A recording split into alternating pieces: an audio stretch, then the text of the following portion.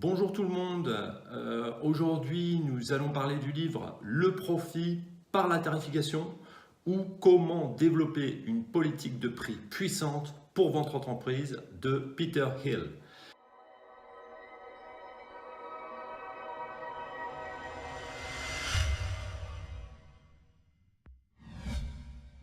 Alors, ce livre a été publié en 2013. C'est un guide de stratégie pratique pour la tarification. Ces conseils utilisent des exemples concrets dans le monde des affaires pour avoir une image complète de la façon d'optimiser votre tarification et maximiser vos profits. Alors, qui pourrait être intéressé par ce livre? Eh bien, tout chef d'entreprise préoccupé par une croissance de son business ou tout entrepreneur et quiconque qui veut vendre un produit en fait, hein. Donc, ou les responsables marketing également. Donc, l'auteur Peter Hill, c'est un comptable avec plus de 30 ans d'expérience, un conférencier populaire ayant de nombreux séminaires sur les prix et les bénéfices à son actif pour des clients comme la banque Lloyds ou HSBC. Alors, qu'est-ce que vous allez apprendre dans ce livre? Eh bien, vous apprendrez à mettre les bons tarifs pour faire le plus de bénéfices possible. Vous apprendrez aussi qu'une augmentation des prix, c'est des fois la façon la plus simple et la plus efficace pour maximiser vos profits. Vous apprendrez aussi qu'établir les prix signifie comprendre la valeur de votre produit aux yeux du client. Et vous apprendrez aussi que les clients décident quoi acheter en se basant sur la relation entre le prix et la valeur. Et aussi d'ailleurs, vous apprendrez qu'une présentation appropriée des prix est essentielle pour gagner des clients. Donc n'hésitez pas à la fin de la vidéo de liker et de partager si elle vous a plu. N'hésitez pas non plus à nous suivre sur Facebook ou YouTube pour être notifié des nouvelles vidéos ou direct live. Donc on va commencer avec le premier chapitre de ce livre qui s'intitule Mettre les bons tarifs pour faire plus de bénéfices. Alors peut-être vous a-t-on appris que si vous vouliez faire croître votre business, vous pouviez tout faire sauf augmenter vos prix. Peut-être que votre conseiller, votre partenaire vous dit n'augmentez pas vos prix pour l'amour du ciel, cela va tout simplement faire peur aux clients, ils fonceront directement dans les bras de la concurrence. Et si ce n'était pas vrai, si en revanche, il était plus judicieux de demander plus d'argent en échange de votre produit ou service. Alors, dans ce bouquin, à travers ces lignes, l'auteur vous présente brièvement les méthodes communes pour développer votre business et il continue ensuite en expliquant comment et pourquoi modifier le prix de vos produits d'un cran pourrait justement être le bon choix pour vous.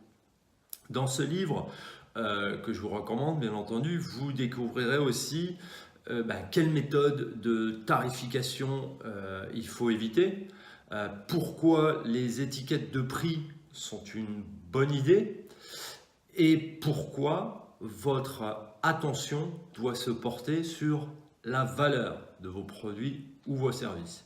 Une augmentation des prix est la façon la plus simple et la plus efficace pour maximiser vos profits. Et vous allez voir pourquoi. La plupart des chefs d'entreprise restent sceptiques face au fait qu'une montée des prix stimulerait la croissance. Mais en réalité, il y a 4 façons communes de développer votre affaire et une hausse des prix est une tactique plutôt bonne en fait. Donc les 4 stratégies les plus populaires pour la croissance sont l'augmentation de votre clientèle, du nombre de clients, l'augmentation de la valeur perçue de vos produits ou services, parvenir à une meilleure efficacité opérationnelle et finalement augmenter vos prix. Ainsi, beaucoup d'hommes d'affaires pensent que des prix plus élevés mèneront à moins de clients. Ce n'est pas tout à fait la réalité en fait. Par exemple, dans le livre, donc, il donne un exemple, c'est une enquête. Ils ont fait une enquête qui a comparé les raisons pour lesquelles les clients ont cessé d'acheter un produit et ils ont constaté que 68% des personnes interrogées sont arrêtées à cause de ce qu'on appelle l'indifférence perçue. Cela signifie qu'ils se sont sentis laissés pour compte, comme ont témoigné certains, en expliquant qu'il y avait un service client plutôt médiocre. Et en plus, il n'y avait seulement que 10% des gens qui ont déclaré arrêter d'acheter à cause des prix élevés. Donc vous voyez, ce n'est pas la principale raison qui fait que les gens n'achètent plus vos produits. Alors pourquoi n'augmenteriez-vous pas vos prix alors qu'il s'agit d'une façon si simple de se développer? Après tout, même de petites augmentations de prix peuvent avoir un impact significatif sur la croissance de votre entreprise. Par exemple, investir dans des efforts marketing plus intenses prend plus de temps et coûte bien plus qu'une simple augmentation des prix. Pourquoi? Bien, l'investissement marketing pourrait exiger beaucoup d'impressions de supports, de flyers, de posters, de prospectus, du personnel supplémentaire ou des achats technologiques de logiciels, etc. D'autre part, même une hausse de prix mineure peut signifier des avantages énormes pour une fraction du coût. Par exemple, imaginons que vous vendez 5060 téléphones utilisés par an pour une moyenne de prix de 198,45 € par téléphone. Si vous augmentez votre prix par téléphone avec seulement 2%, votre bénéfice annuel passerait de 1 4157 € à 1 24 240 €. C'est environ 20 000 € de bénéfices supplémentaires, juste en augmentant 2%. Cela étant dit, il y a quelques considérations importantes à prendre en compte lors du choix d'un prix. C'est ce que nous allons voir maintenant. Établir les prix signifie comprendre la valeur de votre produit perçu par les clients. Et ça, c'est extrêmement important. Lorsqu'il s'agit d'établir les prix, il existe diverses stratégies, mais un facteur est déterminant, c'est la valeur aux yeux du client.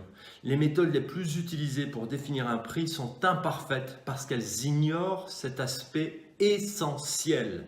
La tarification se fait en prenant les coûts et en ajoutant un pourcentage pour arriver au prix de vente. Cela signifie qu'en réalité, il n'y a aucune connexion entre le coût de production d'un objet et le prix auquel il est vendu.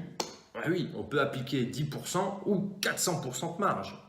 Vous êtes libre de faire ce que vous voulez avec vos prix. Le principal, c'est bien sûr de vendre plus cher que ce que cela coûte.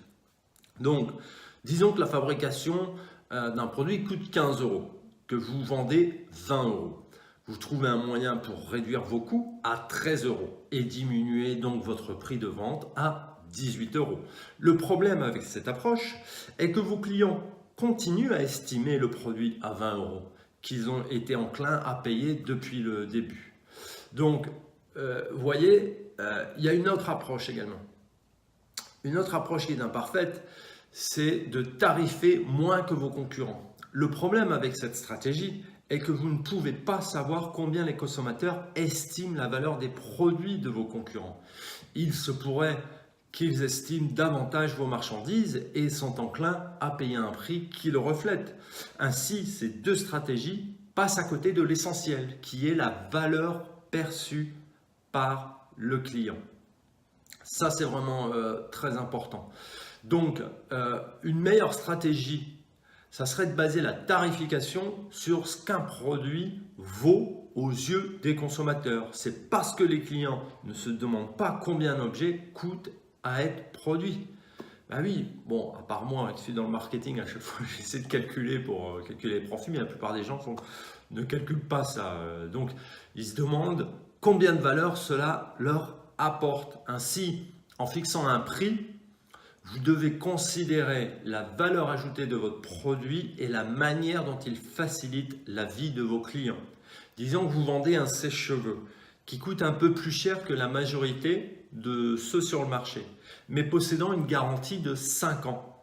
Tandis que le sèche-cheveux pourrait avoir le même coût de fabrication qu'un autre moins coûteux, votre garantie à long terme est une valeur ajoutée et sera perçue comme tel par les clients. Vous pouvez donc facturer plus que la concurrence. Effectivement, un sèche-cheveux garanti 5 ans et le même sèche-cheveux pas garanti 5 ans, le client aura une plus grande valeur perçue de ce sèche-cheveux garanti 5 ans. Ça veut dire qu'il est solide si le fabricant le garantit 5 ans. Vous comprenez?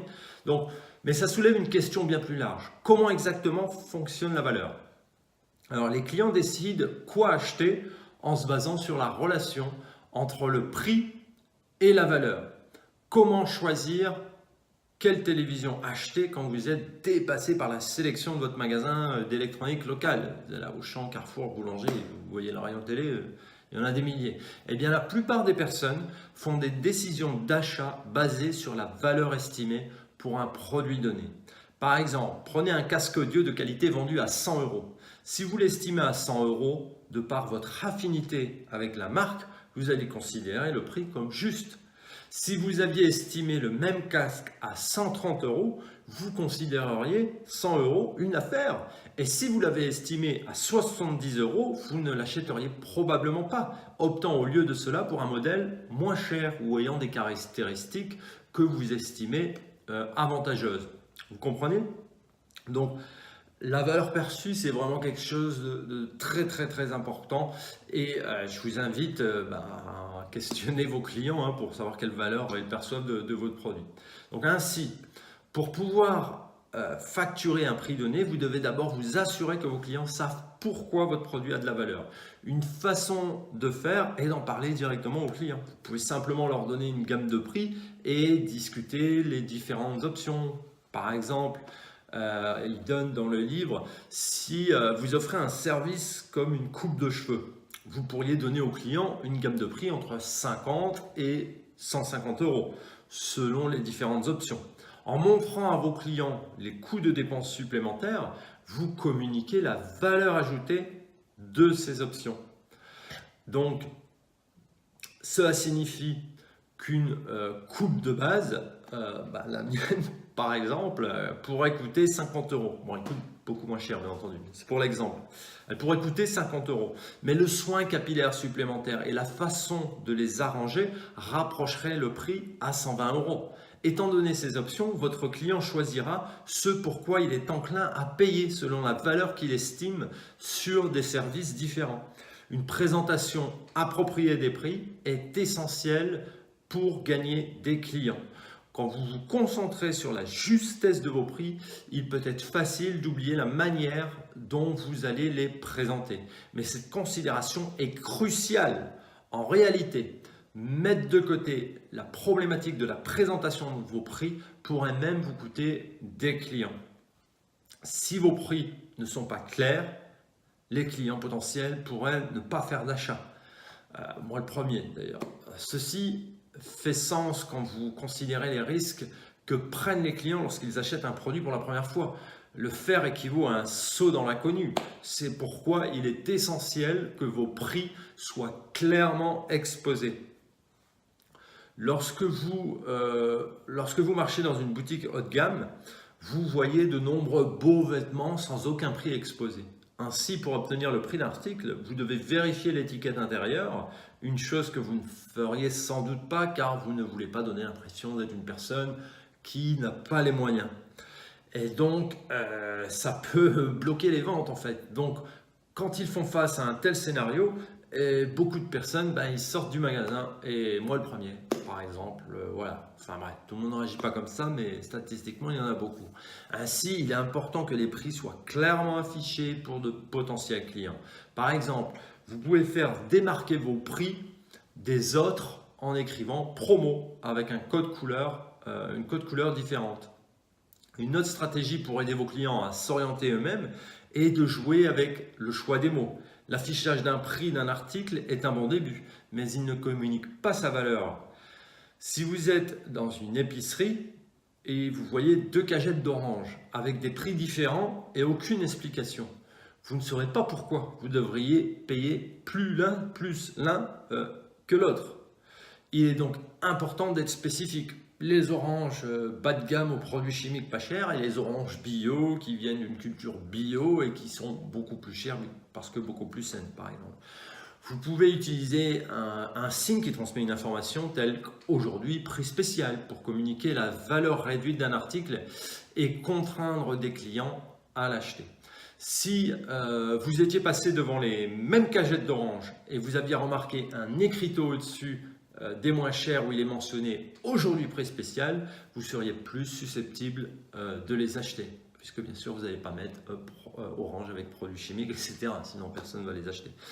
Donc, le message clé de ce qu'il faut retenir dans ce livre, c'est contrairement à la croyance populaire, augmenter le prix est l'outil stimulant vos bénéfices le plus simple du monde et c'est le plus efficace. Parvenir à un arrangement des prix qui est juste pour vous et votre entreprise comprend la valeur de votre produit pour les clients et de bien le communiquer.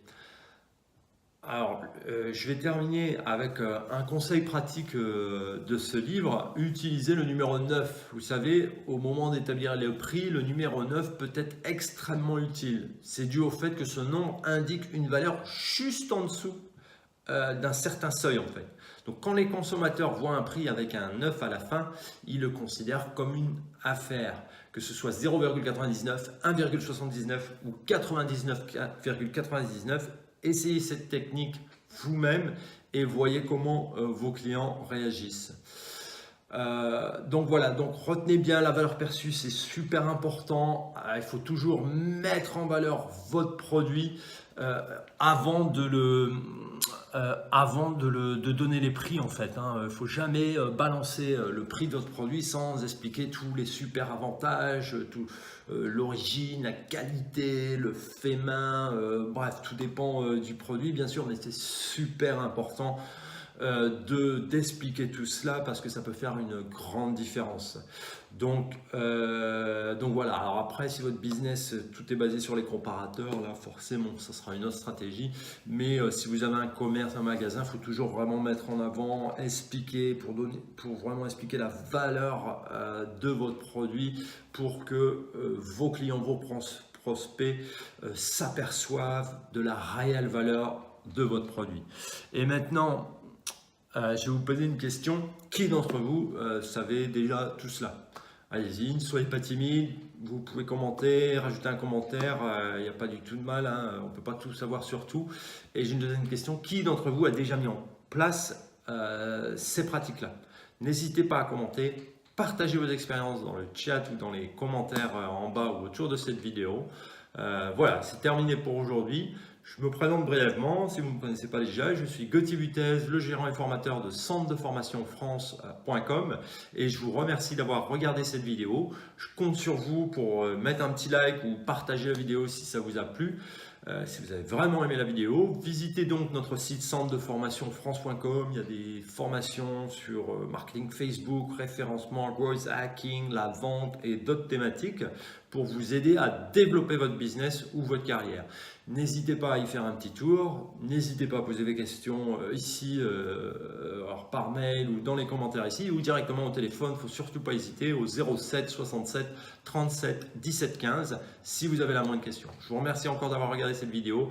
Je vous souhaite une très bonne journée, bonne soirée et à très bientôt. Au revoir.